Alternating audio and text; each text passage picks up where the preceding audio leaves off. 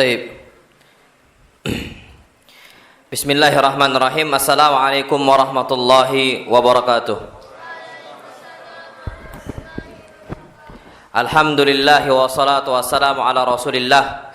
Hayyakumullah wa bayyakum wa saddadanillah wa iyyakum alal khairi wal huda mahyina. Wa as'aluhu bimannihi wa karamihi yaj'alani wa iyyakum min ahli al-ilmi wal qur'ani tadabbura wa fikha. Innahu ala kulli syai'in qadir wa bil ijabati jadir. Tapi ayyuhal ikhwatul kiram, kita masuk hadis yang keberapa? 26. Baik, hadis 26 sama 27 ini udah kita bahas. Sebenarnya, maksudnya mirip-mirip. Tapi tetap kita bacakan, nanti kita insyaallah SWT akan kita masuk penjelasan hadis yang ke-28. Tapi hadis 26, qala al-musannif rahimahullah, Imam At-Tirmidzi mengatakan haddatsana Ahmad ibn Mani qala haddatsana Abu Qatan qala haddatsana Syu'bah an Abi Ishaq anil Bara ibn Azib. Syuf, dulu santri itu bacanya Al-Barra, as-sahih Al-Bara, anil Bara ibn Azib qal kana Rasulullah sallallahu alaihi wasallam marbu'an, Rasul Allah orang yang ideal, tengah-tengah. Ba'ida ma bainal mankibain, dadanya bidang jauh lebar. Wa kanat jummatuhu tadribu syahmata udhunaih, dan rambut Nabi sampai nyentuh apa? Daun telinga. Syahmah ini Pak, ini apa? Daun telinga ya, bawahnya. Hadis yang 27.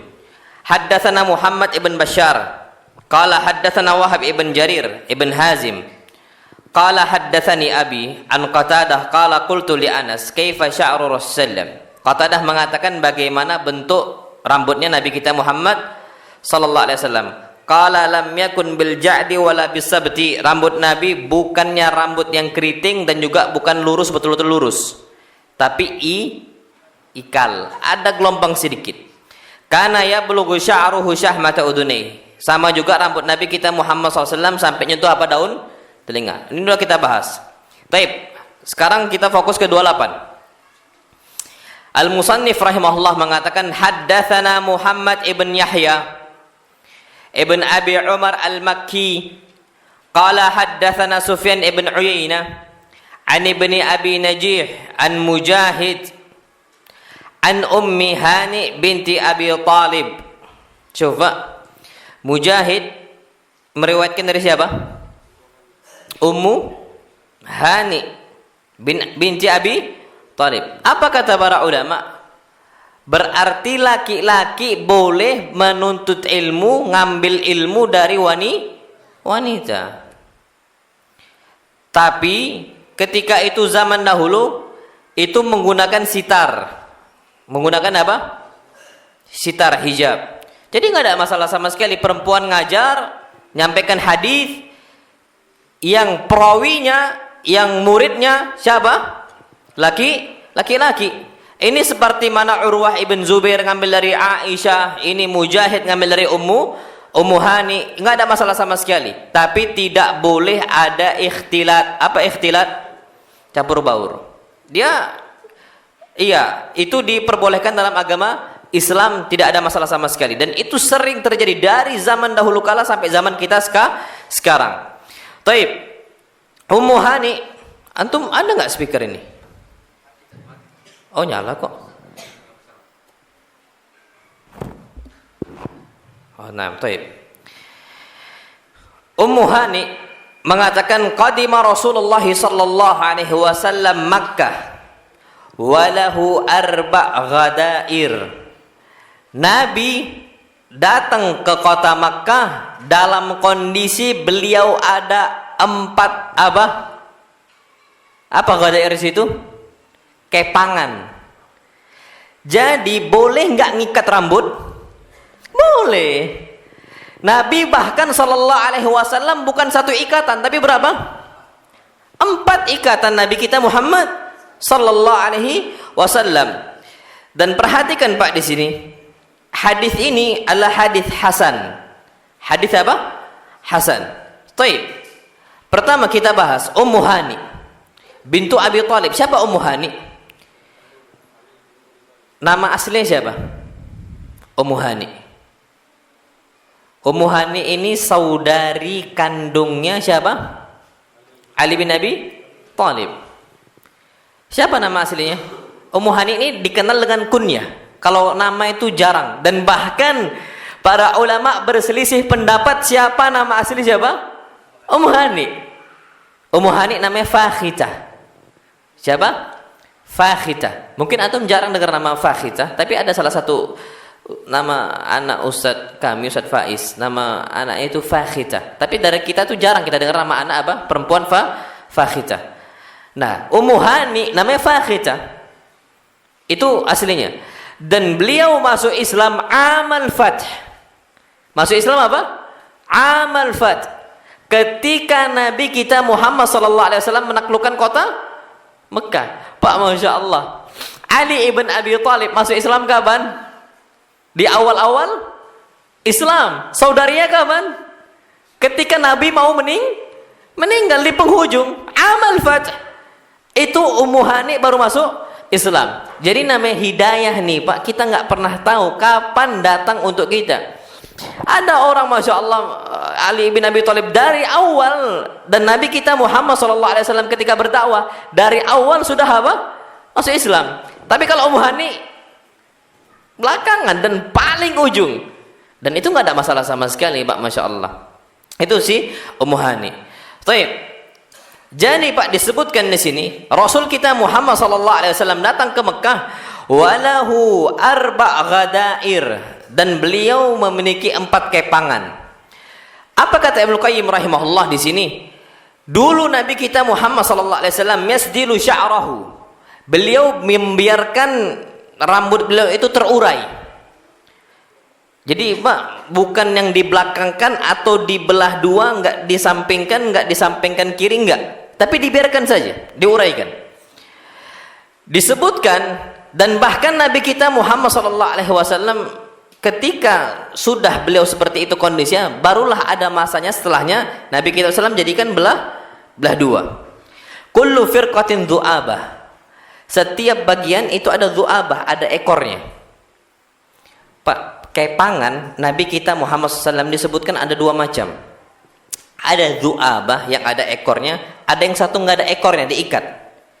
Antum tahu nggak Pak, yang orang ikat rambut yang macam barista itu, yang pelayan kopi, kan rambutnya panjang biasanya, itu diikat, ada nggak du'abah, ada nggak ekornya? Enggak. Itu diikat Pak, dikumpulkan, diikat jadi satu di sini. Itu kadang-kadang Nabi kita SAW juga seperti itu. Jadi diikat seperti itu. Dan itu kondisi Nabi kita SAW. Wasadal an yasdilahu min wara'ihi wa la yaj'aluhu firqatain. Dan Nabi kita SAW dulunya dibiarkan ke belakang semuanya, atau ke depan, ada yang ke depannya. Dan Nabi nggak jadikan 2. Itu awalnya. Kemudian ketika masuk Mekah, Nabi kita Muhammad SAW kepang rambutnya berapa kepangan? 4 kepangan. Perhatikan Pak di sini. Ibnu Muflih mengatakan tentang masalah rambut Nabi kita Muhammad SAW, ngambil dari faedah hadis. Ibnu Muflih mengatakan yusannu an yaghsila sya'rah. Makanya seseorang itu harus perhatian dengan rambutnya, dicuci. Kalau zaman kita sekarang ada sampo bukan? Ada, diperhatikan itu Pak rambut. Dan ada satu hadis dari Nabi kita Muhammad SAW, man kana lahu sya'run falyukrimhu.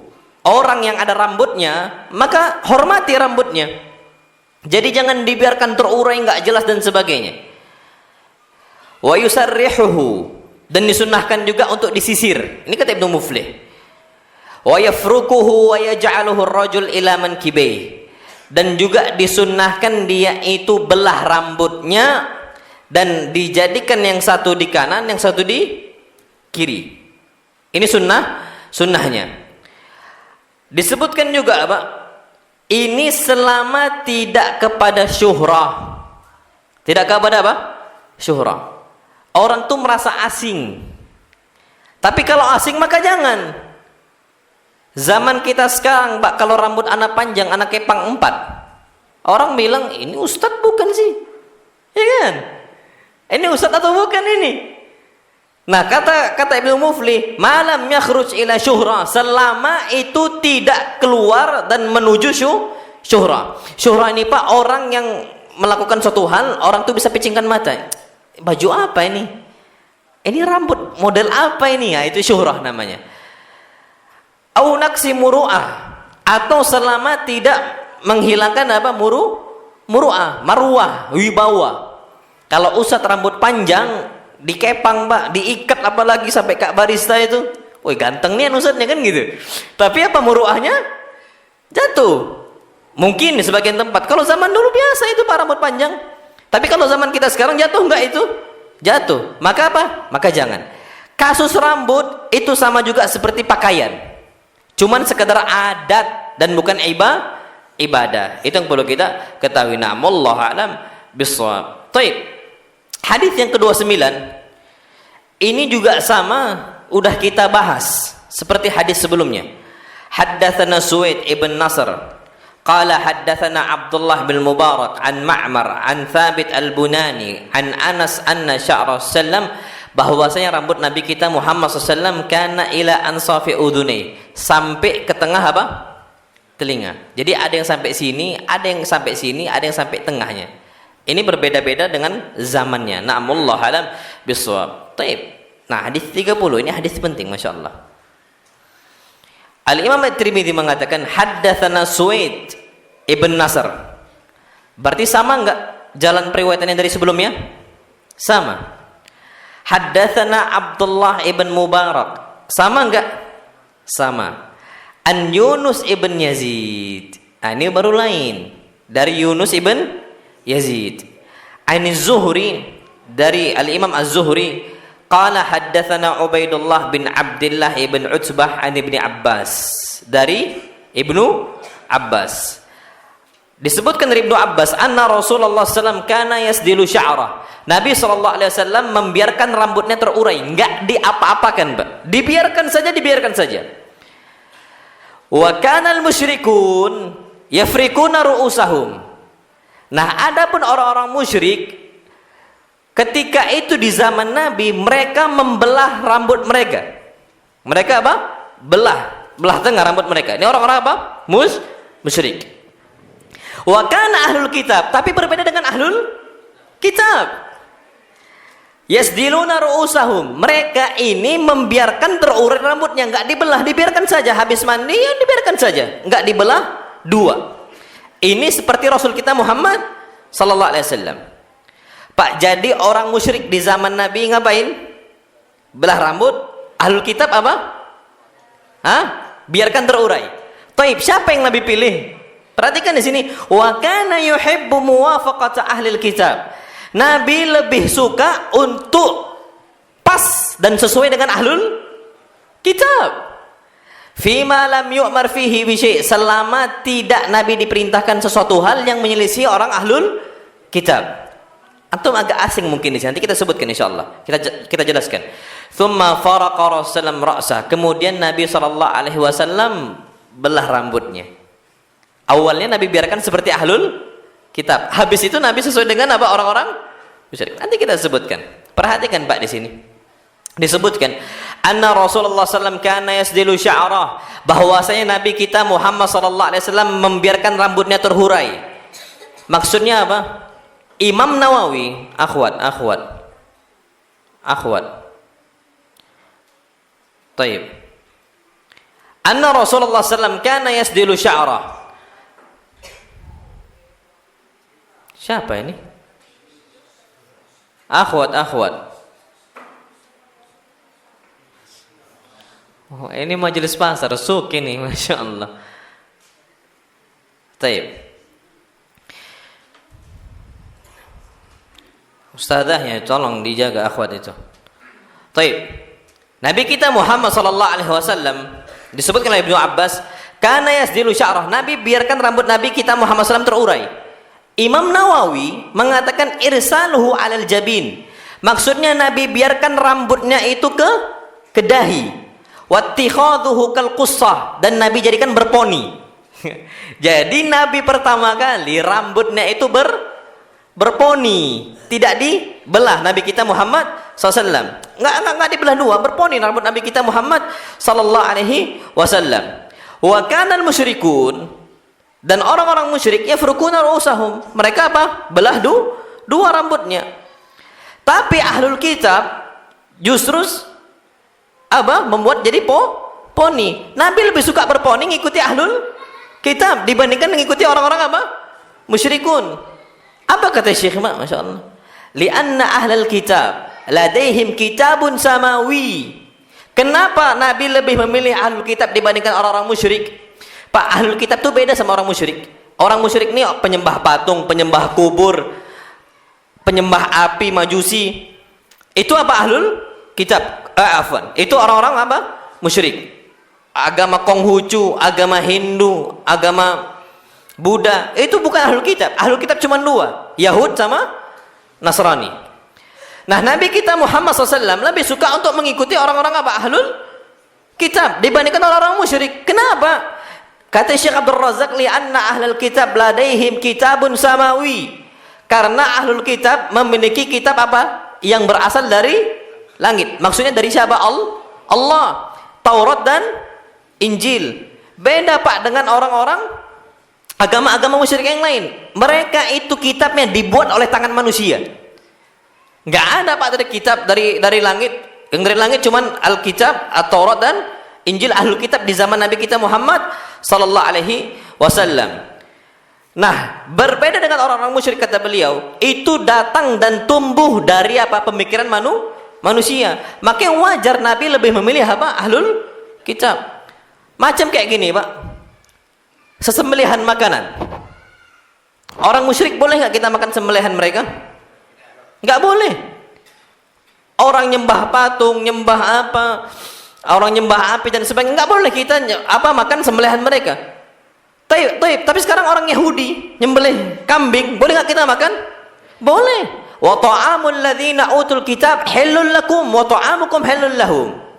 Dan makanan ahlul kitab halal untuk kalian dan makan kalian halal untuk mereka. Sesembelihan maksudnya. Makanya Pak, di sini ahlul kitab lebih mending dibandingkan orang-orang apa? Musyrik.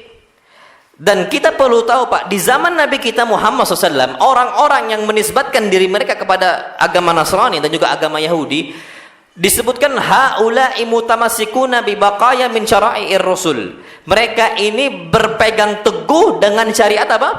Rasul-rasul sebelumnya. Contohnya siapa? Waraqah bin Naufal. Waraqah bin Naufal ini Pak lurus, tapi agamanya Nasrani, berpegang teguh dengan apa? Injil. Itu yang terjadi. Makanya Nabi lebih suka untuk mengikuti orang-orang apa? Ahlul kitab. Ini Pak, Masya Allah, dari hadis ini Nabi SAW lebih suka mengikuti gaya rambut ahlul kitab dibandingkan gaya rambut orang-orang musyrik. Apa kata para ulama? Diambil dari hadis ini faidah. Ittikhadz akhaffid dararain. Ngambil salah satu madarat yang lebih ringan dibandingkan dua madarat. Jadi Pak, kalau ada dua madarat, irtikab akhaffid dararain, ambil madarat yang lebih kecil. Nabi kita Muhammad SAW di zaman dulu ada dua gaya rambut, dan dua gaya rambut ini Pak ternyata dipegang oleh dua-duanya oleh orang-orang kafir. Satunya ahlul kitab, satunya apa? Orang-orang musyrik. Nah, di sini Pak Nabi kita Muhammad SAW mengambil madarat yang lebih kecil. Apa itu? Ngikuti gaya orang ahlul kitab. Makanya Pak penting sampai zaman kita sekarang itu ngambil kaidah irtikabu akhaffid dararain, ngambil madarat yang lebih ringan. Contoh lain Pak, Masya Allah, Nabi pernah mau menghancurkan Ka'bah, mau bangun ulang sebagaimana bangunannya Nabi Ibrahim. Sampai sekarang Pak terbangun nggak seperti bangunan Nabi Ibrahim? Sampai sekarang? Enggak. Antum tahu Pak, Masya Allah, Ka'bah itu kan ada yang apa? Di luarnya itu Pak ada macam lingkaran tuh, tahu antum kan? Naam sahih. Hijr Ismail itu bagian dari apa? Ka'bah. Antum tidak boleh masuk Pak. Kalau antum masuk dalam situ, antum tawaf, sah nggak tawaf antum? Nggak sah. Sampai sekarang itu Pak nggak terbangun. Apa kata Nabi kita Muhammad SAW kepada Aisyah? Laula anna qaumaki hadithi ahdin bijahiliyah. Kalau bukan gara-gara kaum engkau wahai Aisyah, maksudnya orang-orang kufar Quraisy baru masuk Islam, la hadamtul Ka'bah. niscaya aku akan hancurkan Ka'bah, wala banaituha, dan aku bangun dari awal sebagaimana bangunan siapa? Ibrahim. Apa kata para ulama? Di sini ada dua madarat, Pak.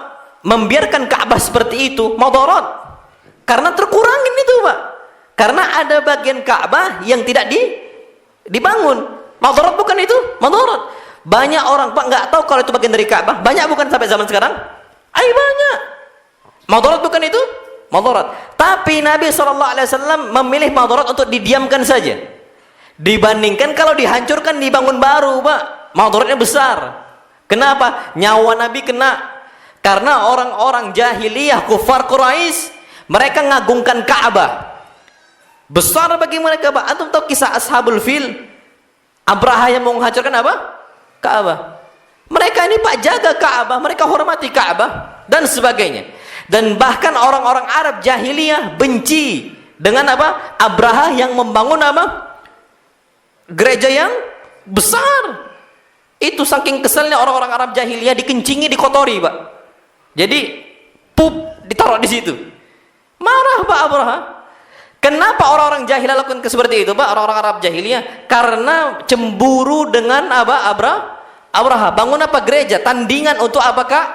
Ka'bah. Berarti orang-orang Arab jahiliyah ini cinta Ka'bah bukan? Cinta. Kalau Nabi hancurkan, Pak, habis Nabi kita Muhammad sallallahu alaihi wasallam. Makanya Nabi SAW tidak mau. Nah, di sini Nabi ada dua madarat di hadapan Nabi kita SAW. Imma madarat pertama, apa madarat? Membiarkan Ka'bah seperti itu saja, padahal ada Ka'bah yang terkurangi. Yang kedua, Pak, madarat kalau dihancurkan dibangun lagi, itu ada madaratnya. Bisa hilangnya nyawa. Maka di sini, Pak, ambil madarat yang paling ringan. Itu yang perlu kita ketahui. Sama contoh yang lain, Pak, Masya Allah. Nabi dihadapkan dengan dua madarat. Contohnya, Pak, ketika Nabi kita Muhammad SAW dikatakan untuk Nabi kita SAW oleh Umar, ya Rasulullah, da'ni adrib unuqah. Wahai Rasul, ini orang munafik, biarkan saya untuk penggal kepala dia. Apa kata Rasul kita SAW? La da'hu, la yatahaddatsun nas anna Muhammadun qatal ashabah. Biarkan dia hidup bersama kita. Jangan sampai orang mengatakan bahwasanya Muhammad membunuh para sahabatnya. Pak, Masya Allah, membiarkan hidup orang munafik madarat bukan? Madarat. Tapi yang kedua, Pak, Masya Allah, membunuh dia, orang munafik, ada nggak madaratnya? Ada. Apa? Citra Islam jadi jelek. Maka apa? Pilih madarat yang paling ringan. Nabi biarkan Abdullah ibn Ubay bin Salul hidup di kota Madinah karena itu madarat yang lebih ringan. Contoh yang lain, dan antum tahu, Pak, Masya Allah, orang Arab Badui datang ke masjid, ngapain? Ngencing di masjid. Pak, kencing di masjid madarat bukan? Madarat besar, Pak, madaratnya. Nggak usah jauh-jauh. Ada orang ngencingin rumah antum, marah nggak kita? Marah. Ini yang dikencingin rumah manusia atau rumah Allah? Rumah Allah. Madarat, nah madarat.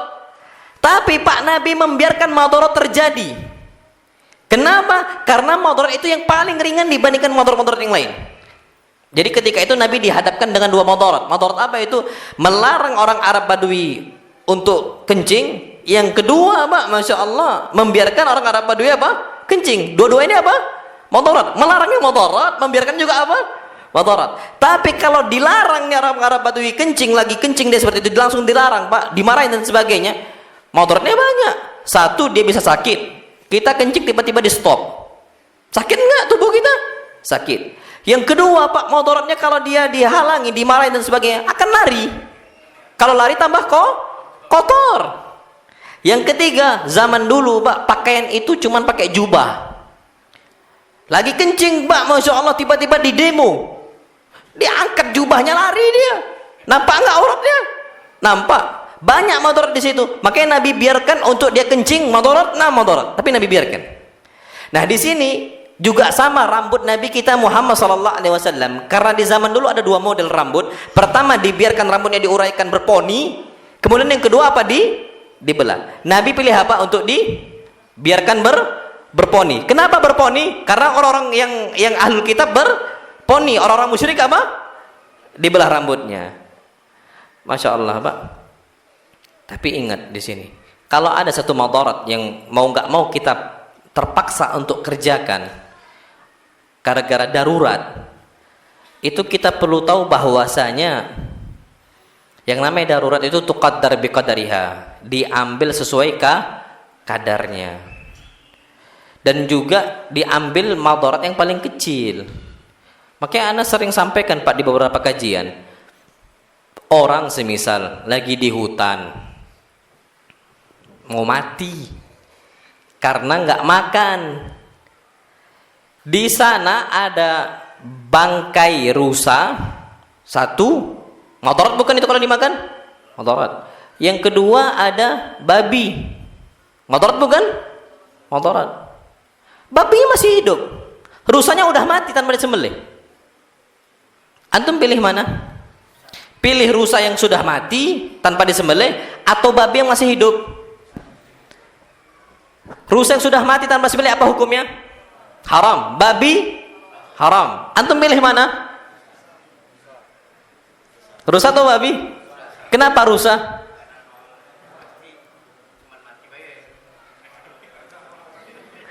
Karena rusa hukum asalnya apa? Halal. Tapi kalau babi dari awal sudah haram. Nah, makanya lebih pilih ngambil madarat yang lebih ringan. Itu pun kalau terpaksa makan khinzir babi, itu Pak sesuai kadarnya. Ad-daruratu tuqaddar biqadariha. Darurat diambil sesuai apa? Kadar. Ini antum makan babi sampai itu bukan darurat tapi doyan. Apa suka? Nggak bisa. Makanya ada sebagian orang-orang yang kerja di bank ribawi, alasannya kalau kami ini darurat kerja di bank ribawi. Kalau kami keluar mau kerja apa? Alasan mereka apa? Darurat. Pak, kalau memang jujur darurat, oke lah, anggap boleh darurat dia kerja di situ. Harusnya ad-daruratu tuqaddar biqadariha. Darurat diukur sesuai apa kadarnya. Harusnya mereka nggak boleh, Pak, makan di restoran hotel bintang 5, makan sampai kenyang, uang untuk tinggal di hotel sana, nanti jajan untuk apa? Yang boleh, Pak, cuman untuk pakaian, itu pun cuman satu helai pakaian, makanan itu pun cukup untuk membuat mereka itu bisa hidup, kemudian apa? Tempat tinggal. Itu yang darurat, Pak. Lebihnya maka itu dusta kalau dikatakan darurat. Berarti kalau gaji di bank ribawi 5 juta, harusnya dia pakai berapa? Ya untuk makan 1 bulan, tempat tinggal ngontrak, Pak, harus kontrak, itu pun yang cukup untuk dia tinggal, tidak boleh rumah besar. Yang penting dia cukup bermalam. Yang ketiga apa? Pakaian, itu pun nggak boleh pakai merek mahal, yang murah, yang penting nutup apa? Aurat. Itu kalau memang darurat. Tapi sekarang orang-orang kerja di bank ribawi yang katanya mereka darurat terpaksa, ada nggak kayak gitu? Berarti nggak darurat, berarti dusta. Ini kata para ulama. Makanya kaidah ad-daruratu tuqaddar biqadariha itu penting. Kenapa? Kalaupun terpaksa kita makan hal yang haram, kata Allah, ghaira baghin wala ad. Tidak boleh melampaui batas dan nggak boleh berlebihan. Sepantasnya saja. Kalau kita terpaksa makan yang haram, makan sebelum kenyang. Makan apa sebelum kenyang? Yang penting kita itu bisa tegak punggungnya, selesai. Tapi kalau sampai membuncitkan perut, itu bukan apa? Darurat. Itu kata para ulama. Nah, wallahu a'lam bissawab. Jadi Pak, Nabi SAW lebih memilih gaya orang ahlul kitab gara-gara itu darurat yang lebih ringan. Baik, perhatikan di sini. Thumma faraqa Rasulullah SAW ra'sah. Kemudian Nabi di akhirnya, setelah Nabi biarkan rambutnya itu awalnya terhurai sampai berponi, kemudian Nabi apa? Nabi belah. Apa kata Al-Hafidh Ibnu Hajar Al-Asqalani? Kana al-farqu akhiral amrayni min fi'li. Maka membelah rambut belah tengah, nyisirnya itu Pak, itu adalah perkara yang paling akhir yang Nabi lakukan. Berarti yang paling terakhir apa? Belah tengah. Perhatikan Pak di sini. Disebutkan oleh para ulama, An-Nawawi rahimahullah bercerita tentang hadis ini. ulama mengatakan wal farqu sunnah. Ada yang mengatakan gaya model rambut belah tengah apa hukumnya? Sunnah. Ini sebagian para ulama mengatakan sunnah. Li'annahu alladhi raja'a ilaihi Nabi sallam, karena Nabi yang terakhir perkaranya dalam urusan rambut, beliau gayanya apa? Belah tengah. Qalu, mereka mengatakan fadh-dhahir annahu annama raja'a ilaihi biwahyin. Karena mereka mengatakan itu telah turun wahyu. Dari mana para ulama ambil istimewa telah turun wahyu tentang masalah belah tengah? Coba antum perhatikan hadisnya tadi, Pak. Nabi mengatakan sallallahu alaihi wasallam, Nabi lebih suka mengikuti ahlul kitab selama belum turun wahyu. Iya kan? Selama belum turun apa? Wahyu. Ternyata Nabi rubah, berarti telah turun apa? Wahyu untuk memerintahkan belah tengah. Nyari betina dia itu kayaknya. Baik. Liqaulihi innahu kana yuwafiqu ahlul kitab fima lam yu'mar bihi. Karena kata para ulama, Nabi mengikuti ahlul kitab gara-gara belum ada wahyu. Tapi tiba-tiba model Nabi diganti, mau nggak mau konsekuensinya berarti apa kata para ulama? Wahyu telah turun. Itu satu. Disebutkan oleh Al-Qadhi Iyad, beliau mengatakan justru yang perlu kita ketahui bahwasanya yang namanya belah tengah itu bukan sunnah, tapi boleh. Jadi boleh berponi, juga boleh belah tengah. Kenapa kata beliau? Disebutkan di sini karena Nabi kita Muhammad sallallahu alaihi wasallam beliau menyelisih ahlul kitab itu gara-gara ijtihad, bukan gara-gara wahyu. Ijtihad ini, Pak, ya ijtihad Nabi kita sallam, tapi bukan wahyu. Itu seperti itu. Jadi nggak dihukumi sunnah. Maka ini khilaf para ulama, apakah belah tengah memang betul sunnah ataukah tidak. Tapi wallahu alam, Pak, yang ana pegang, antum mau belah tengah, mau berponi, mau botak, mau apa, semua boleh. Nggak ada masalah di situ. Karena balik lagi rambut ini cuman kebiasaan. Kalau seandainya, Pak, memang betul belah tengah itu sunnah, antum nggak boleh apa? Botak. Berarti botak itu hukumnya makruh. Sedangkan Umar sama Ali ibn Abi Thalib rambutnya botak atau panjang rambutnya? Botak. Umar ibn Khattab, Ali ibn Abi Thalib juga botak dan sebagainya.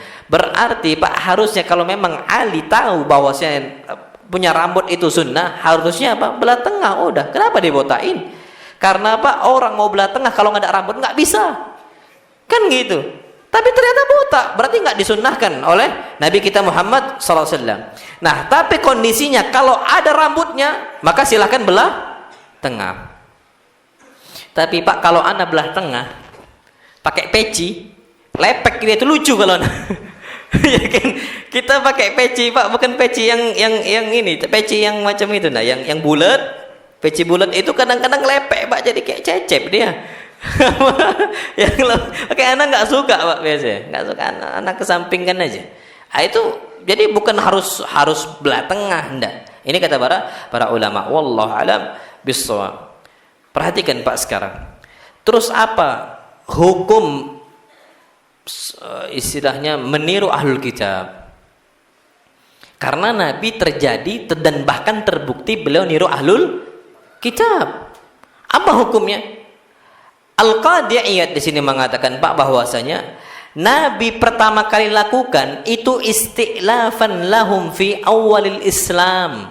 Nabi melembutkan hati mereka. Karena ini, Pak, bukan ritual ibadah. Maka sah-sah saja kita itu mengikuti kebiasaan mereka untuk melembutkan hati mereka di awal Islam. Contoh, antum berangkat ke Eropa berdakwah, pakaian mereka pakai pakaian apa? Orang-orang Nasraninya pakai hem atau pakai jubah? Pakai hem. Dan bahkan kalau bisa pakai jas. Karena mereka banyak orang-orang yang mereka ini masuk dunia akademik, ya akademisi gitu loh ya. Mereka pakai apa? Jas. Maka silakan pakai jas. Tiru mereka dalam urusan adat. Nah, kita boleh meniru mereka itu dalam urusan apa? Ya adat saja. Itu pun di awal Islam. Isti'lafan liqulubihim. Untuk apa? Melembutkan hati mereka. Dan disebutkan juga wa mukhalafatan ubadatul authan, dan tujuannya untuk menyelisihi orang-orang penyembah patung. Jadi Pak, ada maslahat lebih kalau Nabi meniru ahlul kitab di saat itu. Apa kata Al-Qadhi Iyad? Falamma aghnallahu ta'ala an isti'lafihim. Ketika Allah jadikan umat Islam itu tidak butuh lagi dengan orang-orang musyrik, karena ketika dengan orang-orang ahlul kitab, karena ketika itu Pak, yang lebih menerima kepada kebenaran itu ahlul kitab. Makanya Pak, Masya Allah, Nabi dakwah di Mekah berapa lama? 13 tahun. Tertolak bukan? Tertolak. Kenapa kenapa orang musyrik? Berangkat ke Taif, gimana kondisinya? Sama bukan? Sama. Karena orang musyrik. Taib. Sekarang antum bayangkan, Nabi perintahkan orang-orang sahabat kaum muslimin di zaman Nabi untuk pergi hijrah pertama kali ke mana? Habasyah, Ethiopia. Apa agama mereka? Nasrani. Ditolong enggak? Ditolong. Makanya Nabi lebih mending berpihak dengan apa? Ahlul kitab dibandingkan dengan orang musyrik. Berangkat Nabi ke kota Madinah. Orang Madinah Pak, orang musyrik atau Yahudi? Orang Yahudi di sana Pak. Nerima nggak Islam? Gampang nggak nerima Islam? Gampang. Makanya wajar Nabi kita Muhammad SAW meniru gaya rambut mereka. Itu di awal-awal Islam. Tapi ketika Allah sudah jadikan Islam ini tampak dan tampil di mana-mana, dan memang betul-betul menang kaum muslimin, Nabi SAW pun merubah gaya rambutnya, menyelisih ahlul kitab. Dengan apa? Belah tengah. Oh, azan. Nah, fadhal azan dulu. Nah, fadhal.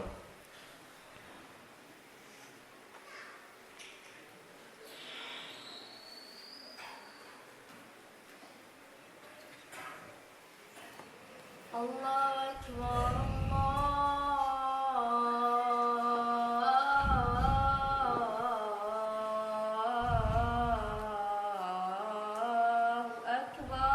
akbar, Allah akbar. Allahu akbar, Allahu akbar.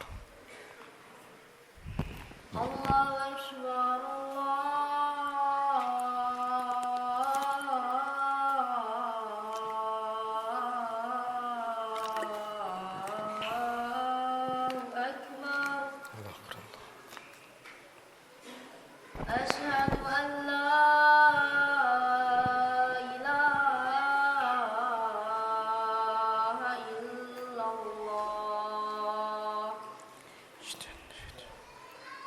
Asyhadu an la ilaha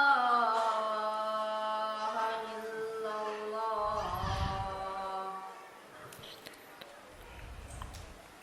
Asyhadu anna Muhammadar Rasulullah.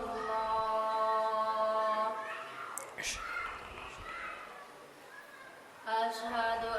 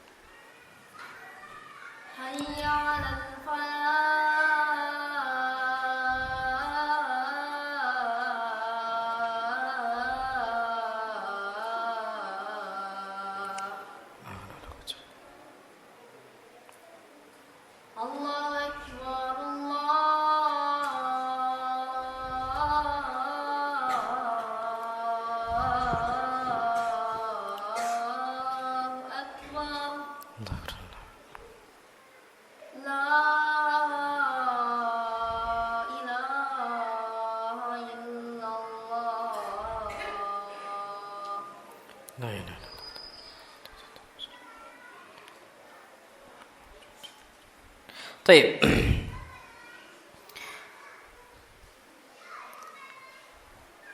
Itu hadis yang keberapa? Ketiga, 30. Kita masuk ke hadis yang 31. Qala al-musannif rahimahullah haddatsana Muhammad ibn Bashar qala haddatsana Abdurrahman ibn Mahdi. Syuf Abdurrahman ibn Mahdi ini ulama al-jarh wa ta'dil. Fulan thiqah, fulan kadzdzab, fulan wadda'ul hadis. Abdurrahman ibn Mahdi ini ulama besar di zamannya, ulama hadis. An Ibrahim ibn Nafi' al-Makki, an Ibni Abi Najih, an Mujahid, an Mujahid an Ummi Hani. Qalat ra'aitu Rasulullah sallallahu dza dhafair arba'. Ini sama yang udah kita bahas sebelumnya. Syufa, kenapa kenapa Imam At-Tirmidzi menyebutkan hadis 2 kali? Kadang-kadang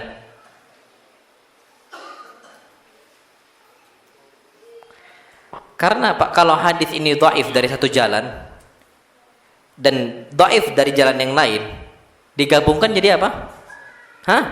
Hasan. Karena ada hadis penguat. Satu hadis dhaif dikuatkan jadi hasan. Satu hasan sama satu hasan jadi apa? Sahih. Tapi sahihun li ghairihi sama hasanun li ghairihi. Wallahu alam itu fungsinya kata para ulama. Baik. Syekh Abdul Razzaq di situ coba perhatiin faidah, ada enggak situ faidah? Syekh Muhammad ibn Shalih Al-Utsaimin ditanya tentang hukum memanjangkan rambut. Apakah hukumnya sunnah atau bukan sunnah? Beliau mengatakan, Pak, al-jawab la laisa minas sunnah. Memanjangkan rambut bukan apa? Sunnah. Kenapa? Hadis Nabi kita Muhammad SAW ketika melihat anak kecil dipotong rambut bagian setengah atasnya masih ada, setengah apa? Bawahnya hilang. Apa nama rambut itu? Qaza. Jadi Pak, digunting ini macam batok kelapa, bawahnya dicukur. Itu ada. Atau zaman yang dulu tenar, Ronaldo, yang botak di sini ada rambut. Ini qaza. Ketika Nabi kita Muhammad SAW melihat anak kecil, rambutnya apa gayanya? Qaza. Apa kata Nabi kita SAW? Utrukhu kullah. Tinggalkan semuanya. Awihlikhu kullah. Atau apa? Cukur semuanya. Cukur semuanya itu biarkan semuanya. Pak, kalau memang memanjangkan rambut ini memang dianjurkan, harusnya Nabi mengatakan apa? Biarkan semuanya. Dan Nabi nggak bakal mengatakan cukur semuanya. Kenapa? Kalau memang seandainya memanjangkan rambut hukumnya apa? Sunnah. Ternyata Nabi kasih pilihan, potong semua atau biarkan semua. Berarti Pak, tidak ada disunnahkan memanjangkan rambut. Ini kata Syekh Muhammad ibn Shalih Al-Utsaimin. Maka beliau ambil contoh juga, Pak. Coba lihat kata beliau.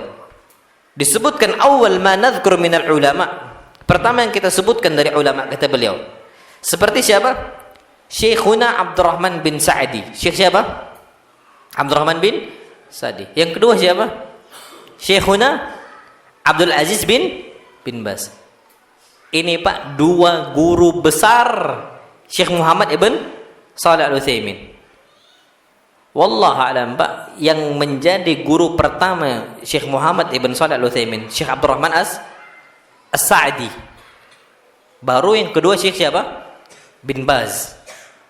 Antum tahu Pak, kefakihannya Syekh Abdurrahman As-Sa'di itu besar. Syekh Abdurrahman As-Sa'di ini gurunya Syekh Muhammad bin Shalih Al-Utsaimin yang pertama. Lihat orang bawa rokok di kantongnya, tiba-tiba jatuh rokoknya. Syekh Abdurrahman As-Sa'di tahu rokoknya jatuh. Kalau kita Pak, kita apa kan? Kita biarkan, kita ambil, kita bakar rokoknya. Kalau Syekh Abdurrahman As-Sa'di, beliau panggil, ta'al, ya fulan, ta'al. Apa kata Syekh Abdurrahman As-Sa'di? Rokoknya itu jatuh, ambil dekan itu, ambil rokoknya, ambil. Pak, Masya Allah, rokok disuruh apa? Ambil. Kalau kita biarkan, oh dia nggak tahu, kita bakar rokoknya. Ketika itu Pak Syekh Abdurrahman Sa'di ditanya, kenapa kau lakukan itu? Karena ini madarat yang paling ringan. Kalau kita nggak kasih tahu, dia bakal merokok lagi dan pakai uang dia lagi. Berapa yang keluar? Banyak nggak? Banyak. Daripada duit keluarganya itu keluar untuk rokok yang baru, mending duit keluarga dia untuk apa? Untuk makan keluarga. Dia ngerokok pakai apa? Yang tadi. Ngerti? Paham nggak Pak sampai sini? Daripada dia 2 kali gunakan harta dia untuk apa? Rokok. Ada hisapnya Pak. Makanya mending hisapnya sekali Pak, yang lain untuk yang halal. Ini apa? Fikihnya Syekh Abdurrahman As-Sa'di. Bayangkan Pak sampai ke sana loh pemahamannya. Kalau kita mungkin nggak ngerti. Ini sama seperti Pak Khidir dengan Nabi siapa? Musa. Antum baca Pak soal Kahfi. Nabi Musa nggak sampai ke ilmu siapa? Khidir. Padahal Pak ketika itu Nabi Khidir nih Nabi, bukan Rasul. Yang Rasul siapa? Nabi Musa. Tapi Pak Masya Allah dari pelajaran tawaduknya Nabi Musa mau belajar dari Nabi Khidir. Dan kondisi ketika itu Pak banyak, ada 3 hal yang disebutkan dalam surah Al-Kahfi. Itu baca Pak kisah pertemuan mereka. Pertama kisah apa? Membunuh anak. Kemudian yang kedua menenggelamkan kapal. Yang ketiga? Naam. Itu Pak kondisinya ngambil madarat yang lebih ringan. Itu kasusnya. Makanya Syekh Abdurrahman As-Sa'di Pak Masya Allah, Allah alam bisawab, dan Syekh Abdul Aziz bin Baz dan juga Syekh Muhammad ibn Ibrahim dan kawan-kawannya tidak ada yang memanjangkan rambut. Kalau memang sunnah memanjangkan rambut, tentu mereka ini adalah orang yang pertama apa memanjangkan rambut. Ini kata Syekh Muhammad ibn Saleh Al-Utsaimin.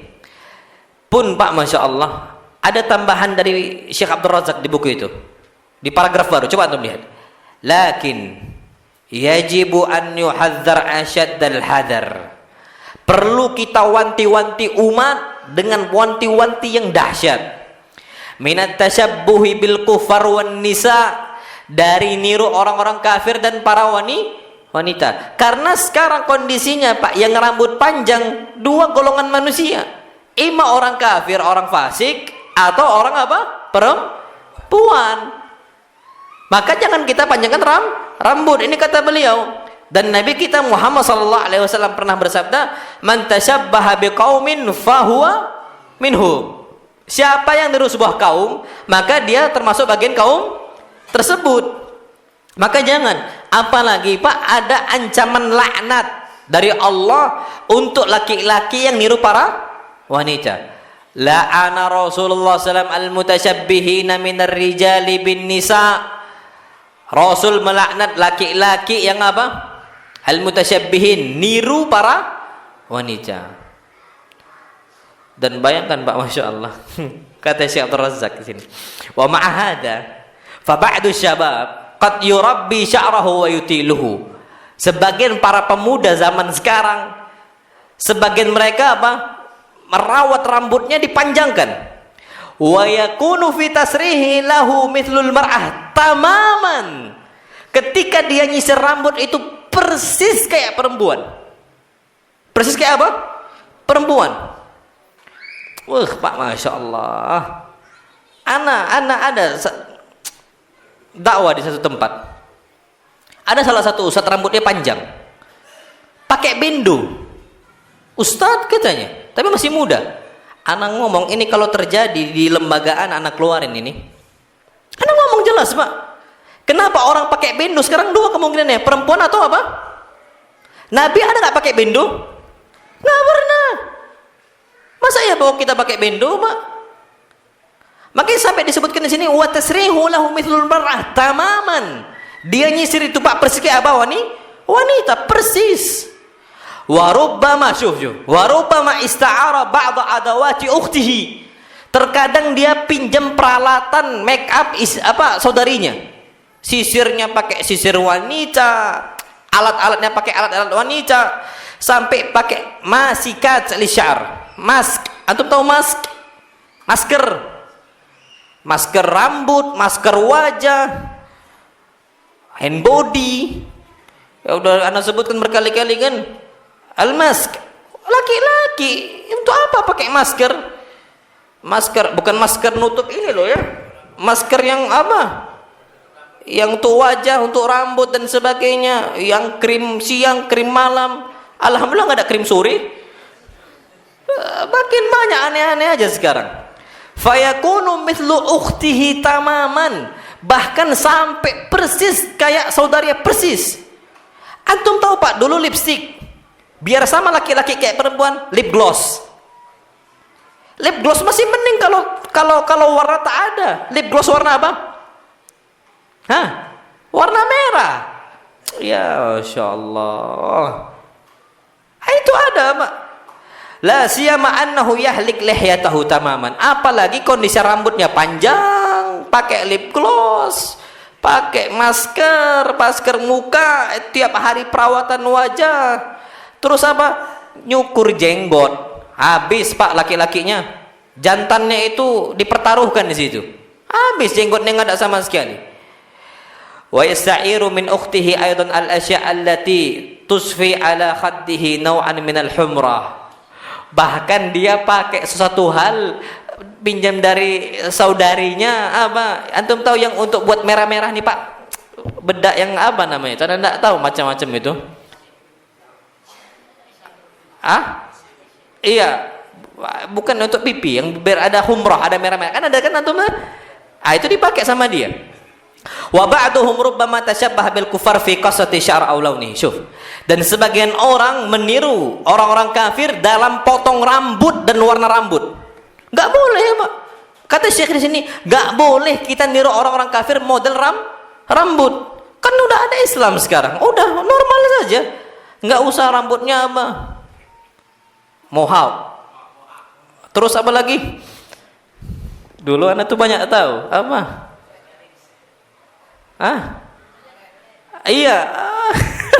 Ala kuliah dengan model-model rambut yang sekarang gaya rambut yang lagi tenarnya apa? Masya Allah, biar dipanggil opa-opa kan gitu. Ada itu Pak yang orang rambut yang apa? Yang rambut yang beponi itu. Wah, udah niru orang-orang sana lah. Ada juga rambut dengan gaya apa ya, banyak gaya-gaya model rambut dari orang kafir. Sampai ini Pak tipisnya, Masya Allah tipisnya, di atasnya panjang. Ini maka kita nggak boleh. Aulaunihi, atau warna rambut. Sekarang lagi tenar warna rambut warna putih atau abu-abu. Maka jangan ditiru. Nggak boleh Pak tasyabuh dengan orang-orang apa? Kafir. Karena kita nggak ada kebutuhan di situ. Karena sekarang banyak Pak model rambut dan muslim. Udah biasa saja.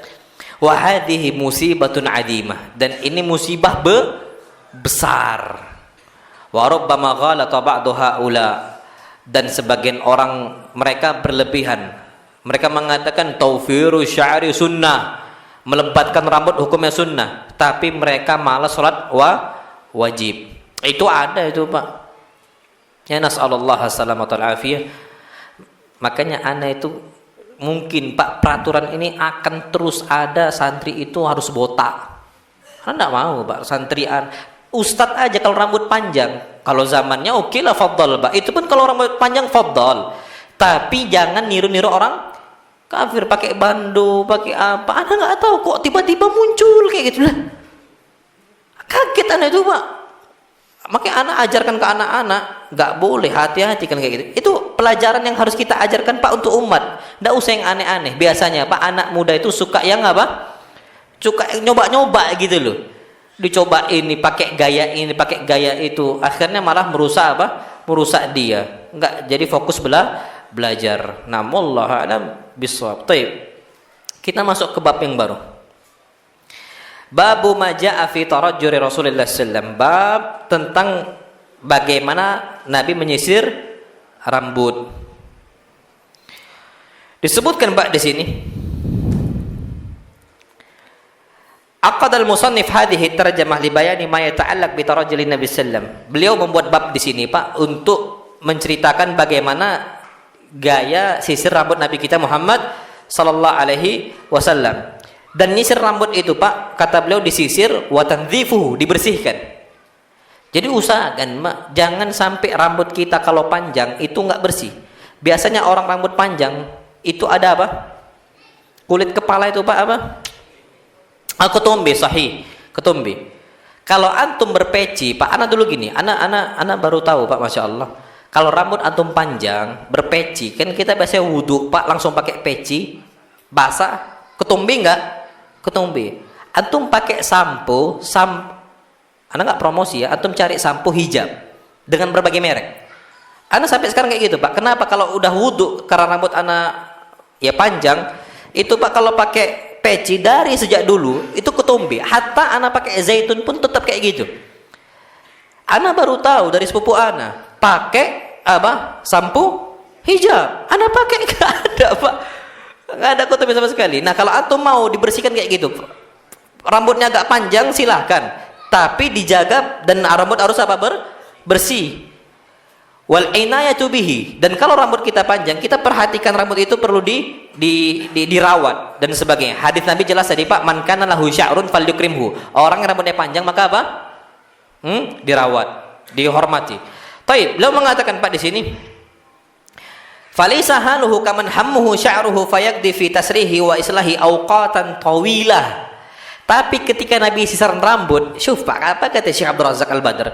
Falisa haluhu, kondisi Nabi bukan seperti kondisi orang-orang yang sukanya ngurusin rambut, yang bahkan menyisir rambut awqatan tawilah, menghabiskan waktu yang lama. Masya Allah, lewat kaca sikit sisir, nanti kaca masjid lewat sisir, di asrama udah nyisir, ada di masjid apa?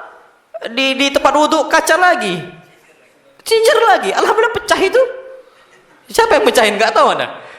Nanti di sini ngaca lagi. Ada itu Pak, masya Allah. Ada sahib adik kelas Pak. Masya Allah Pak, nggak pernah pakai peci. Padahal ustad. Mungkin karena jiwa-jiwa muda gitu, apalagi belum nikah dulunya. Pak bawaannya nyisir terus. Mau kemana nyisir? Anak ngomong, inti itu ustadz di sini jangan kayak gitu. Apa pandangan orang kalau nggak pakai peci nyisir terus, nanti gini-gini rambut lagi, nanti apa rambut lagi. Akhirnya lo ngomong, Nabi kita Muhammad SAW rambutnya tuh rambut panjang, tapi Nabi nggak menghabiskan banyak waktu untuk apa? Urusan rambut. Nabi kita Muhammad Sallallahu Alaihi Wasallam wala kahaliman yuhmil sya'rahu wala ya'tani bihi albatta. Tapi Nabi juga bukan kondisi orang yang enggak perhatian dengan rambutnya, dibiarkan aja rambutnya seperti itu, acak-acakan. Tapi beliau tengah-tengah antara orang perhatian rambut tapi juga enggak terlalu berlebihan. Itu dia, namullah adam bisawab. Baik. Al-Imam At-Tirmidzi mengatakan di sini Pak, haddatsana Ishaq ibn Musa Al-Ansari qala haddatsana Ma'an ibn Isa qala haddatsana Malik ibn Anas. Siapa Malik ibn Anas di sini? Imam Malik. Malik ibn Anas di sini Imam Malik. An Hisham ibn Urwah an abihi. Urwah siapa itu? Hisham bin Urwah bin Zubair. Nah, usai. Hisham ibn Urwah ibn Zubair an abihi, dari bapaknya berarti Urwah bin Zubair. Dari Aisyah. Nah ini juga sama, Urwah bin Zubair belajar ilmu hadis dari siapa? Boleh bukan? Boleh. Qalat, Aisyah mengatakan, kuntu urajjilu ra'sa Rasulullah sallallahu wa ana haidun. Aku nyisir rambut Nabi dalam kondisi saya sedang apa? Haid. Pak, masya Allah. Di sini hadis ini Pak ada beberapa faedah. Kata para ulama yang perlu kita ketahui, masyru'iyatu tarjili sya'ar. Kita disyariatkan untuk nyisir rambut, tapi jangan tiap hari. Cukup sepekan sekali. Kapan hari? Jumat. Habis antum mandi junub, ngapain? Sisir rambut. Nggak usah tiap hari Pak. Anak ini termasuk orang yang nggak ada sisir. Kalau istilah ada, kalau anak nggak ada, ya udah karena berpeci. Untuk apa Pak kita gaya-gaya? Ana nggak tahu ya Allah, Pak. Ana dari sejak dulu sih, dari dulu di pondok, Ana itu apa ya? Kalau keluar itu rasanya agak kurang kalau rambut itu terbuka. Orang tuh kurang hormat. Orang kurang apa? hormat. Apalagi kita dianggap ustadz gitu loh. Kalau kita ini dikenal orang tuh dengan ahlus shalah, orang yang ada kebaikannya, maka tampakkan kita ini muslim yang jaga agama. Nah, makanya jangan sampai kita disyariatkan untuk nyisir rambut, tapi jangan tiap hari, apalagi satu hari 5 kali. Satu hari 5 kali. Dan bahkan sebagian orang tuh Pak ada sisir saku yang masukkan ke dalam saku. Nanti apa? Sisir lagi. Nanti apa? Sisir lagi. Ya Allah Akbar. Waktu kita habis untuk situ. Biarkanlah secara normal saja rambut kita. Itu yang pertama. Yang kedua Pak, Masya Allah, bayanu anna tarjila sya'r la yunafi zuhud syar'i. Bahwasanya nyisir rambut tidak milisi zuhud. Berarti Pak, zuhud itu tidak identik dengan kejelekan. Anda orang mengatakan, kenapa jubahnya kok jorok kayak gitu? Zuhud. Ada sebagian orang Pak, jubah putih, tapi apa? Kotor, tak diganti. Ada sini arang sebelahnya, ada kotor apa, tanah dan sebagainya, nggak diganti. Zuhud itu Pak, artinya kita itu fokus dengan amal akhirat. Toh juga diperintahkan pakai baju bagus. Apa Allah firmankan? Ya bani Adam khudhu zinatakum inda kulli masjid. Pakai perhiasan kalian di setiap masjid. Maksudnya baju itu pakai baju apa? Bagus. Kita jumpa sama presiden pakai baju bagus, apalagi jumpa sama siapa? Allah Subhanahu wa taala. Wa libasut taqwa dzalika khair. Pakaian takwa itu lebih baik. Ya pakai koko keluar, pakai baju jubah, fadhal Pak. Libasut taqwa dzalika khair. Itu yang lebih bagus. Jadi syar'i apa zuhud di situ bukan berarti compang-camping Pak, enggak. Kalau bisa bagus rapi Pak. Ada sebagian kadang-kadang Pak, kalau di adat orang-orang Yaman sana, jubah itu dibuka kancingnya itu 2, 1 atas dibuka, 2 dibuka. Biasanya gitu orang-orang Yaman. Makanya kadang-kadang Pak, kalau ustadz-ustadz lulusan sana itu, atau lihat ya, dadanya itu agak terbuka. Itu adat mereka. Mungkin sama bagi mereka rapi. Bagi kita Pak, jangan. Iya, kita pakai hem aja Pak. Kalau bisa Pak, jangan sampai terbuka. Kalau semua terbuka, preman. Kalau terbuka ini nyantai, terlalu nyantai. Tapi kita jaga. Makanya wallah alam Pak, kita perhatikan gaya kita itu dibaguskan. Ada salah satu syekh Pak, Masya Allah. Antum tahu gaya orang Maghrib Maroko? Itu pakai pakaian burnus namanya. Pakai pakaian apa? Burnus. Burnus itu Pak, jubah yang ada apa? Topi kepalanya. Beliau Pak, jubah dalamnya selalu sama dengan luarnya. Kalau dalamnya biru, luarnya juga biru. Dalamnya putih, luarnya putih. Dalamnya krim, luarnya krim. Sama. Diperhatikan, betul-betul diperhatikan. Jadi rasa itu rapi nengoknya gitu loh Pak. Nah kalau sama pakai jubah juga, kalau bisa ya disetrika, dijaga, jangan sampai kusut. Itu apa? Perhatian kita. Bukan berarti kalau zuhud, kenapa kok baju lecek atau kusut dan sebagainya. Zuhud. Itu bukan zuhud, itu salah. Zuhud itu tidak seperti itu. Namullah alam bisawab. Baik. Yang ketiga Pak, faedahnya bayanu masyru'iyyati tarjili zaujah li ra'si zaujiha. Ini hadis penjelasan, kata para ulama, disyariatkannya wanita atau istri nyisirkan rambut suami. Makanya Bu, kalau suaminya mau kerja, apa habis mandi sisirin. Siapa yang nyisir? Istrinya. Ini kita dari kecil sampai besar yang nyisir sendiri. Seakan-akan gak ada istri. Makanya Pak, harus disisirin sama siapa? Istri. Dek, hadis Nabi dek, fadhal, ambil sisirin abang. Nah, sahih. Antum Pak ada nggak cemburu? Kadang-kadang kita tuh cemburu ya, istri kita nyisir rambut anak, rambut kita nggak disisiri. Memang masih ada itu Pak, rasa anak aja yang diurus, apa kita enggak gitu. Makanya apa, diusahakan untuk disisirkan apa, rambut kita. Antum seneng nggak Pak kalau disisir rambutnya sama istri? Belum pernah? Salah sendiri, belum pernah Pak. Kita kasih karena dulu kita ini pernah juga disisir sama ibu kita, sama bapak kita. Itu pernah Pak. Ustaz dah tua, malu. Iya, udah tua malu, enggak apa-apa, Pak. Kata orang tuh kan manusia itu ada masa puber kedua kan. Ini nggak tahu katanya. Katanya umur-umur 40 50 itu katanya gitu, katanya. Ya udah nggak apa-apa, mumpung puber yang kedua. Maka apa? Dek, ayo romantis lagi yuk. Sisirin. Nah, itu Masya Allah. Tapi pun Pak, kalau seandainya antum nyisirin juga kasih ke istri, jangan tiap hari juga. Apa ketagihan? Dek, ayo dek, pagi besok ya sisir lagi. Ya. Itu udah ketagihan. Nah, wallah alam bisawab. Jadi disyariatkan seorang istri nyisirkan rambut suami. Karena Aisyah sering Pak nyisirin rambut siapa? Suami. Karena biasanya yang memang karena istri itu Pak paling perhatian dengan rambut suami. Anak kalau botak Pak, taruhan itu macam taruhannya udah terserah Abang. Jangan salahin kalau dia nggak sayang lagi. Kadang-kadang itu ada kayak gitu. Jadi Pak, jangan paksakan antum botak. Nggak suka istri ya hormati. Kadang-kadang ada istri Pak nggak suka rambut kita belah tengah. Bang, jangan belah tengah kayak belah pantat katanya. Itu orang-orang zaman dulu ngomongnya kayak gitu. Apa? Belah samping. Fadl belah samping. Dek, sisirkan. Angga dek bau kayak mana?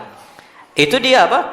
Makanya disyariatkan. Aisyah Pak sukanya kayak gini, ya udah disisir sama Aisyah dan sebagainya. Disebutkan juga Pak, dalilun ala anna badanal haid tahir, bahwasanya wanita haid badannya apa? Tahir apa tahir? Suci. Tapi bukan suci dalam artian suci aini, suci maknawi. Kalau maknawi Pak secara makna, dia nggak suci. Tapi suci hissi, tubuhnya itu suci dari najis. Tapi hadas enggak dia? Hadas. Tapi masih suci, bisa dipegang, boleh disentuh. Buktinya Pak, Nabi makan bekas daging yang dimakan oleh Aisyah, dicari Nabi dimakan. Berarti tubuh orang yang haid suci. Berbeda dengan orang Yahudi nganggap wanita haid ini najis.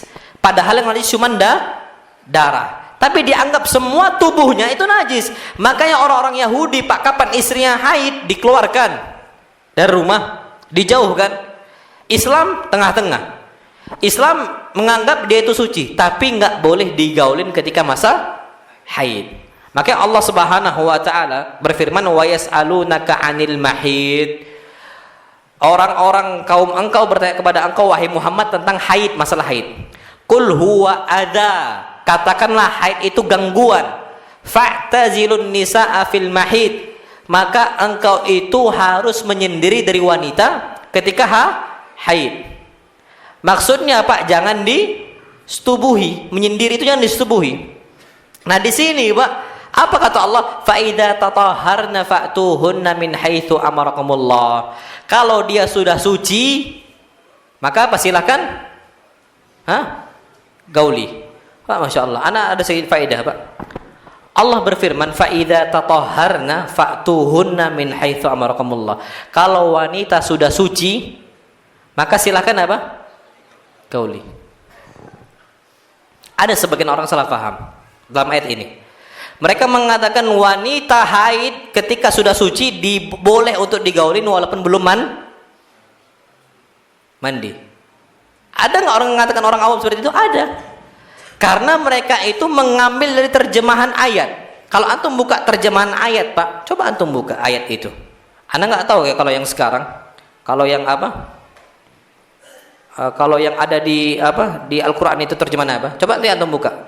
Fa idza tatahharna fa'tuhunna min haitsu amarakumullah. Kalau wanita sudah suci, maka silakan datangi pergauli wanita. Dari arah mana yang Allah perintahkan?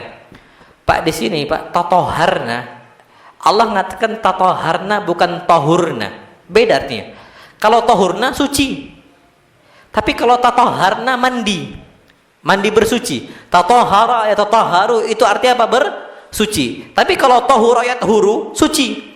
Jadi Pak, terjemahan yang benar bukan ketika mereka suci, tapi apa? Ketika mereka telah bersuci. Maksudnya telah mandi, baru boleh disetubuhi.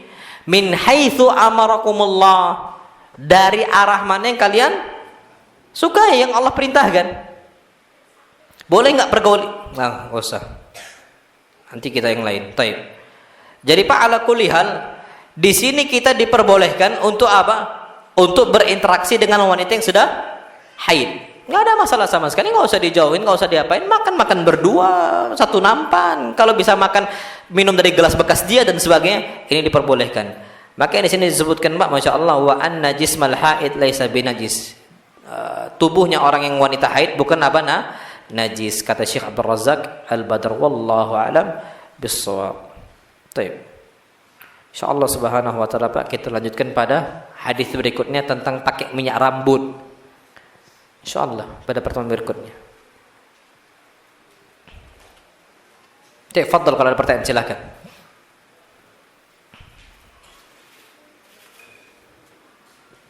Nah,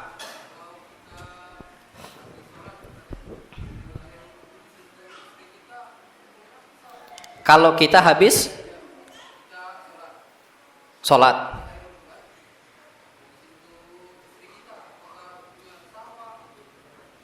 kita lagi sholat disentuh sama istri, sah nggak sholat kita? Kita batalkan atau kita lanjutkan gitu? Nah, maka jawabannya kita lanjutkan. Kenapa? Kita lagi sholat, tersentuh sama istri, lanjutkan atau batalkan? Lanjutkan. Kenapa? Hadis Nabi jelas. Ketika itu Aisyah radhiyallahu taala anha sedang apa? Sedang tidur. Nabi kita sedang sholat malam. Kondisinya Aisyah tidur di hadapan kiblat, Nabi kita Muhammad sallallahu alaihi wasallam di depan. Kamarnya Aisyah itu kecil. Maka ketika Nabi sallallahu alaihi wasallam mau sujud, apa kata Aisyah? Ghamazanin Nabi sallallahu alaihi wasallam. Nabi mencubit kaki saya, dikasih isyarat. Nabi sentuh. Pak, kalau memang batal, boleh nggak Nabi sentuh? Nggak boleh. Nah, ketika Nabi cubit, Pak, kaki Aisyah naik ke atas. Naik apa? Ke atas. Habis itu ketika Nabi udah tegak, falamma qam, ketika Nabi SAW udah tegak, maka apa? Aku luruskan kembali. Berarti di sini, Pak, bahwa kita nyentuh wanita tidak membatalkan wudu dan nggak membatalkan sholat.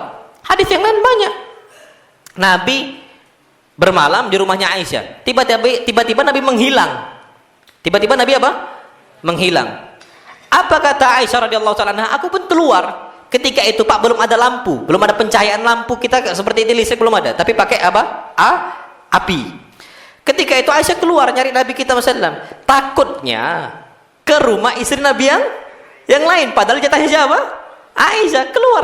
Keluar Aisyah radhiyallahu taala anha nyari Nabi ke masjid. Tiba-tiba Aisyah raba-raba. Ketika raba-raba, fawaqa'at yadi ala qadamai. Maka tangan saya itu menyentuh dua telapak kaki Nabi ketika beliau sujud. Nabi lanjutkan. Pak, apa kata para ulama dari hadis itu? Bahwasanya kita tidak batal wudu dan nggak batal sholat kalau disentuh wanita. Dan hadis yang kedua berarti kalau kita sujud rapatkan apa? Kaki. Kenapa? Karena Aisyah itu ketika memegang dengan satu tangan nyentuh apa? Kedua kaki. Kalau renggang, Mak, mungkin nggak kedua kaki sentuh? Nggak mungkin. Berarti tangan Aisyah besar. Tapi apa? Tersentuh dua-duanya, berarti harus rapatkan apa? Kaki. Itu yang hadis yang kedua. Kemudian bagaimana dengan ayat aula mastumun nisa? Bagaimana yang pembatal wudu yang Allah sebutkan, Pak? Aula mastumun nisa, atau kalian itu mulamasah dengan wanita. Lamasa yulamisu, Pak, bahasa Arab itu artinya menyentuh. Berarti kalau kita terjemahkan dalam bahasa dari bahasa Arab ke bahasa Indonesia, atau kalian menyentuh wanita, batal. Ini ayat Al-Quran Al-Karim. Tapi, Pak, kita nggak bisa menerjemahkan Al-Quran dengan apa? Dengan bahasa kita. Apa kata Ibnu Abbas? Ibnu Abbas nih, Pak, turjumanul Quran, penerjemah Al-Quran. Jadi kalau antum mau terjemahan Al-Quran, maka apa? Rujuk kepada terjemahannya siapa? Ibnu Abbas. Ternyata mulamasah di sini kata Ibnu Abbas dalam kitab kutubut tafsir, kitab-kitab tafsir. Apa kata Ibnu Abbas? Al-mulamasatu hiyal jima'. Mulamasah itu artinya apa? Jima. Karena lama sayulamisu, Pak, itu ada beberapa arti. Di antaranya menyentuh satu, yang kedua apa? Berhubungan badan. Nah, di situ maksudnya apa? Jima. Jadi, Pak, yang membatalkan wudu itu apa? Jima. Tapi kalau enggak maka enggak. Apalagi cuma sekedar nyentuh. Cium istri aja batal enggak wudu kita? Enggak. hadisnya hadis yang sahih Abu Daud. Riwayat Abu Daud hadis yang sahih, Aisyah mengatakan kata Rasulullah idza kharaja ila shalah qabala ba'd azwajihi. Nabi kalau keluar dari rumahnya menuju salat, beliau apa? Cium istri-istri beliau. Walam yu'idil wudu, dan beliau tidak mengulangi apa? Wudu. Hadisnya hadis yang sahih riwayat Abu Daud. Maka wallah alam, kalau kita tersentuh oleh istri kita, tidak batal apa? Wudu, dan enggak batal salat. Bagaimana dengan wanita yang lain? Juga sama. Tidak batal. Nah, wallah alam bisawab. Tapi kalau nyentuh wanita yang lain, Pak, hukumnya haram kalau sengaja. Kalau tak sengaja maka tidak ada masalah sama sekali, tidak ada dosa kalau nggak sengaja. Waalaikumsalam Ustaz, apakah batal wudhu menyentuh kemaluan karena ada udzur digigit semut? Dengan telapak tangan tanpa ada alas. Nah, Masya Allah. berarti manis, Pak. Alhamdulillah gigit semut bukan gigit tawon. Nah, softa saya. Sekarang kita digigit semut, zakar kita, kemaluan kita.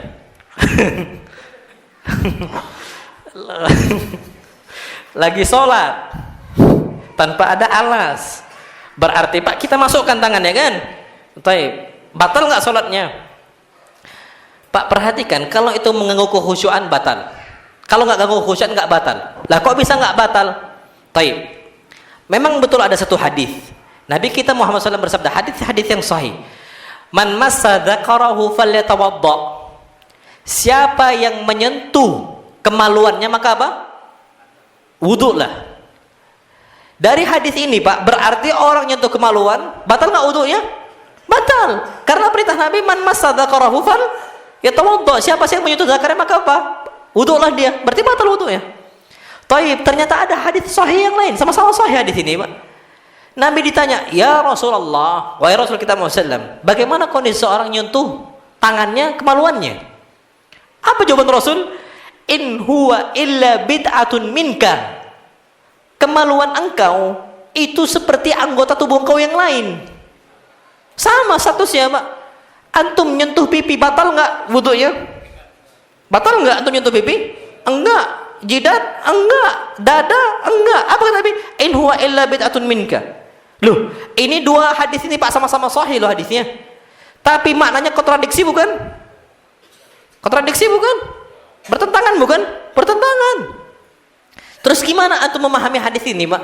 Wallahu a'lam. Para ulama di antara Syekh Mustafa Al-Adawi dalam kitab beliau Al-Wajiz fi Fiqh Sunnah wal Kitabil Aziz yang udah kita bahas, Pak.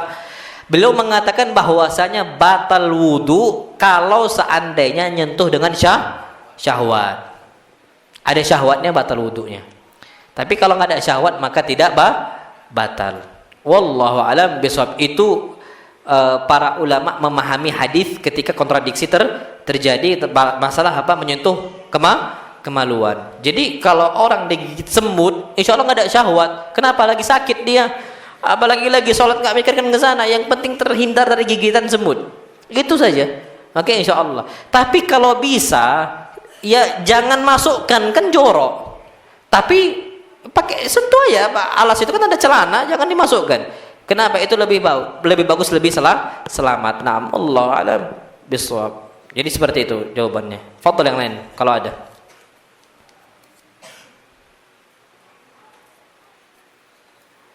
Fadhil.